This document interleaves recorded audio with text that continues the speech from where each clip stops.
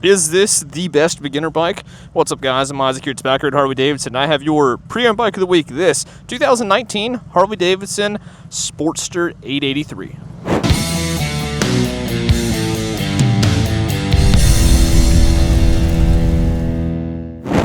So if you're already riding a motorcycle, then you probably remember fondly your first bike. And for many, especially Harley riders, the Sportster was probably their first bike.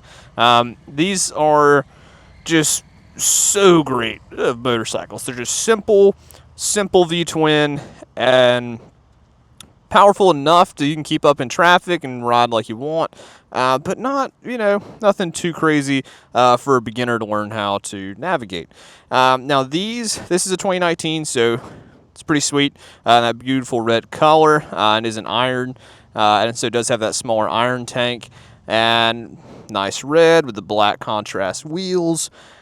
Pretty simple setup. I mean, it's made for cruising. Most everything's stock on this bike, but the couple highlights you do have, you do have these nice aftermarket Harley grips. You have the nice floorboards, and it is mid-controls too. And then you do have this nice cozy seat, as well as this passenger pillion, and you have passenger pegs. So other than that, most everything's stock. Stock exhaust, and you have your side-mounted plate. And these are the little sporty Showa shocks. And these are the Showas that you're going to see right here in the back. But we're going to start it up. Oh, I don't have the key. I do have the key. It's in my pocket. That's cool. All right, so you have a hard key. So this is about as simple as it gets. You got your hard key. Hard key goes in there. That goes turned there.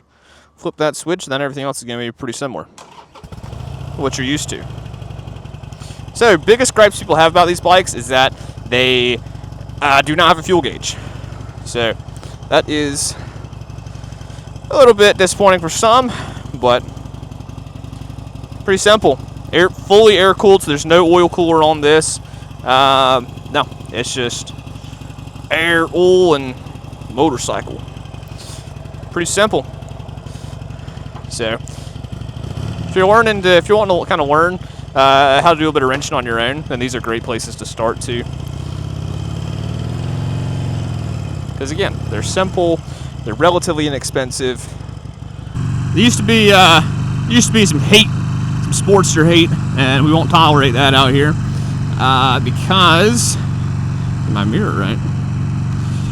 Because they're just small. They were small and simple, and so a lot of folks really just saw them as, starter bike or a girl's bike. But they're great. Anybody can ride them. And they are solid. But now, with the liquid-cooled bikes, like the new Nightster and cool whips like that, now a lot of your same folks that were hating on the Sportster being a girl bike, now they're saying that this was one of the last true Harleys because it didn't have any liquid cooling. So, can't win them all. But you can win pretty nicely if you're out here cruising on the Sportster. Every day feels like you're winning riding this thing. So, again, not a crazy amount of power. What we got going on here? Well, that looks like fun. Oh. Vertical dropping trees is always very entertaining. It's always quite the spectacle, because those are true, if they're doing it right. Usually it's, masters at their craft that are up there, way up there, that are just dropping these trees. And they're dropping them with some excellent precision. Again, usually. So, very entertaining to watch. But the only thing more entertaining than that is this Sportster. So, it's got good brakes. Nothing too crazy. It's a nice, narrow frame. So, I mean, for folks that are a little bit shorter, so that's something that I've talked about before, but a lot of people overlook it, is when they're looking for their first motorcycle or just to buy another motorcycle, they look at the seat height a lot. But what a lot of people don't factor in is the width of the bike. So you might have so for example, in our riding academy classes, we utilize the Street 500, which is, low low and wide, and then we utilize the newer 350s, and which they're Riding Academy exclusive right now. But they are. But the thing with those bikes is we usually end up having folks they usually could go either way, because the 350 is a little bit taller, but it's a little bit more narrow, whereas the 500 is shorter, but it's a little bit wider. So with the standard seats on those, ooh, nice light bike, just dips right on in. With the standard seats, they're usually pretty tit for tat. Look at that. Yeah, see? Not a problem at all. It is a 5-speed, so don't go searching for that 6th gear, because you probably won't find it. Yeah, we're ripping here, 70 miles an hour, 5th gear. Cruising. And there's no wind protection on this bike, so I mean you're getting the full blast of air, which on a day like today is kind of nice, even though it is, well, it feels like you're sitting in an air fryer on the highway on days like this, but usually it's pretty nice. If I was on 2-lane, this would be a much more enjoyable experience. Feel that nice cool, less hot air on you. Now this bike is fuel injected. So it doesn't have a fuel gauge, which is unfortunate, but it does have, but it is fuel injected, so you don't have to worry about fiddling with the carb. So you just turn the key and run it. So this bike is set up like most bikes, with your primary controls all in the same spot. But the secondaries, they change it up a little bit. So it's a little bit heavier clutch than some bikes, but it's not bad at all. I mean, you can throw your hand up on it and see it's very easy. But you do have your hazard switch here, your run engine cutoff switch here, your starter. Harleys, if you're new to this style of bike, most of the controls are usually in about the same area. So if you've ridden one Harley, then you can usually have a pretty good idea of where that switch is going to be. But on these, biggest difference between these bikes and some of your more popular metrics is the turn signals. So these turn signals, instead of having that one piece there on the left, they actually have, on most Harleys again, they actually have the right and the left turn signal here. So on this older style, I have if I want to go right, I hit the button on the right. If I want to go left, hit the button on the left. Want to be a good cooperative citizen in traffic, I will use my turn signals.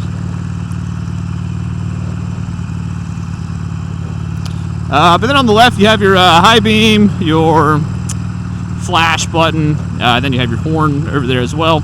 And then you also have that other little button there to cycle through some of the readouts. So you'll see the Sportster is, most Sportsters?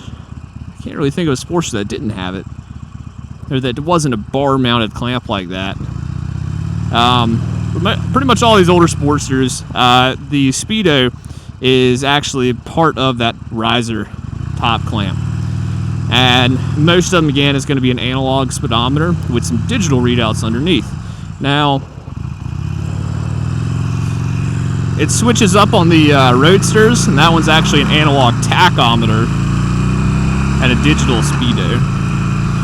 But I can cycle through, so right now I can see the miles on the bikes. This one's barely broken in, just over 3,600 miles. I do have a Trip A and a Trip B, and I can utilize my Trip A, either one, your choice. You can utilize those to keep track of your mileage between fill-ups. So since you don't have that fuel gauge, you can kind of keep a better idea of how much fuel is in it based on kind of estimating what you think you can get out of the tank. So in this one, I do believe is that 3 gallon tank. So you've got just under 3 gallons, or just over 3 gallons. And let's see, on my Trip B, I have a clock that you'll have to set. And I do have a gear/RPMs. Those are really nice. Again, if you're starting out, you really don't have to leave it on that. It's almost, I've heard mixed takes, but some folks actually don't recommend to have a tack on your bike, or at least to be, it's okay to have it, but when you're starting out, the biggest thing is that you don't want to be focused on it too much. It's okay to reference here and there a little bit, but the biggest thing is if I'm trying to, find my right shift point, and I'm staring at my tack, then what am I not staring at? That'd be the road. So most folks, they'd rather you kind of go and get a feel for the. So most folks, they'd rather you kind of go and get a feel for the bike, and then then you can kind of look at the tack and reference it here and there, but don't be so focused on that. All right, and it is nice to have that gear though, especially because if you're like me and have a goldfish memory sometimes, and you'll forget what gear you're in. So, or especially you're riding down the highway and you'll be like, I think I'm in 5th. I can't quite remember, but you just glance down and see it. So that's cool. Then my miles on the bike. So, yeah, nothing too crazy on this bike. Very simple. The mirrors don't shake either, which is really nice. So a lot of people, they're like, oh man, this bike is so great. And it's super cheap. But that's the nice part about the Sportsters is they're still very affordable, but they're also built pretty heavy. So they're light and manageable, but they feel very heavy duty, And when they go in the corners, they're fun. It's not something you have to really muscle around too much to get around. You just go ahead and tip right on in and enjoy the ride. And they've got nice low end torque, so when you slow down for that curve,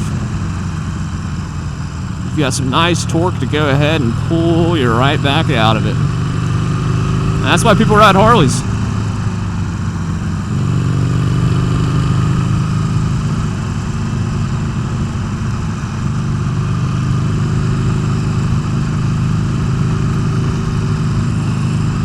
Another nice part about this bike is that the air cleaner is actually not exposed, so it is over here on the side, so it can get some nice cooler air, but it's not exposed, so you don't have to worry about the elements beating it up too much, like you do on some. So you don't have to worry about putting a breather cover over it or something like that, or a rain sock. It's sealed up the right amount for the most part.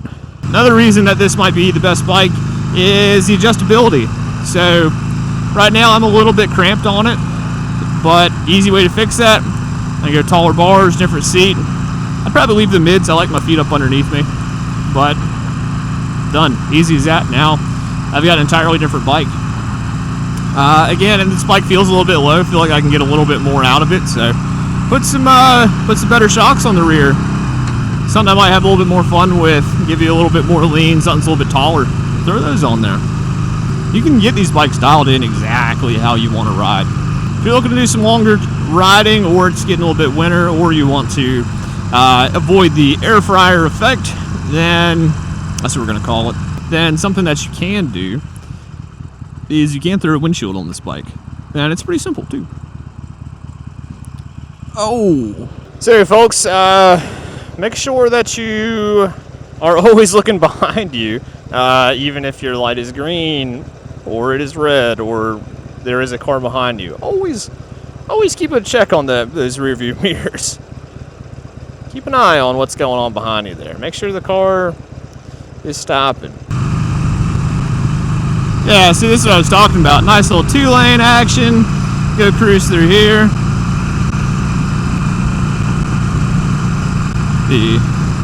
Nice and enjoyable. This is, don't do it, squirrel.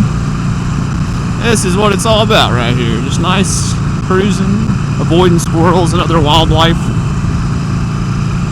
Ooh. Sometimes it's nice just to ride with the GoPro to keep an eye out, or a DJI action cam in this case, but some sort of camera just to keep an eye out, everything going on. You know? If you're starting out, definitely recommend some smaller roads. Get started out there before you go try and dabble down South Saunders Street. Choose some nicer, quieter roads, a lot less traffic, but still stay just as vigilant.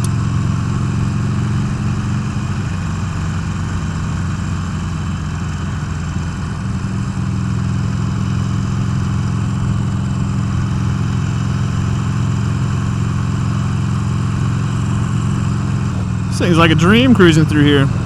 Heat-wise, it's a little warm. I mean, it's fully air-cooled. But again, one of the nice parts that I like about your seating position on cruisers like this is you're a little bit away from it. So I mean, my legs are got some distance there, which is really nice. And the currents seem to really direct that heat off me pretty decently, especially when I'm moving. So another nice little advantage. Now sitting at a stoplight, yeah, you're gonna be hot on anything. But these really aren't even bad. It's a relatively small displacement too, so you know there's not as much heat to have to dissipate.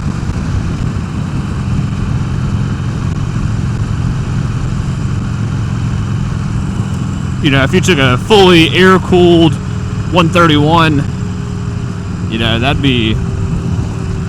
a reason those bikes have the oil lines and the oil cooling that they do. Buddy, lock in.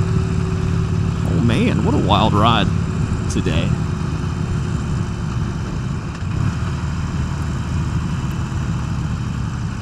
I'd like to do like a highlight reel of the interesting things we see on some of these rides, but I don't want to discourage anybody from riding around out here in Raleigh.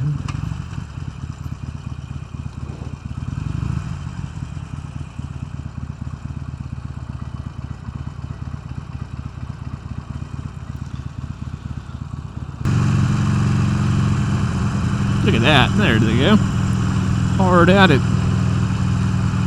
I'll change things up quite a bit out here. Suspension wise, pretty smooth. A little soft. So nothing too crazy, but it feels soft. So it'll make these bumpier roads pretty good. So that is your pre-owned bike of the week. This 2019 Harley-Davidson no, it's not a Softail. Ooh, start over. So thank you guys for riding along with us. That is your pre-owned bike of the week. This 2019 Harley-Davidson Sportster Iron 883. So super fun bike. Real easy to ride. Great bike for about anybody that wants to ride it. Old, young, new, medium. Very great balance. You can do some nice sharp maneuvers on it. All around, it's hard not to love the Sportster. So if you want to know more about this bike, then come holler at us here at Tobacco Road Harley-Davidson. So in the meantime, ride safe, and we hope to see you soon.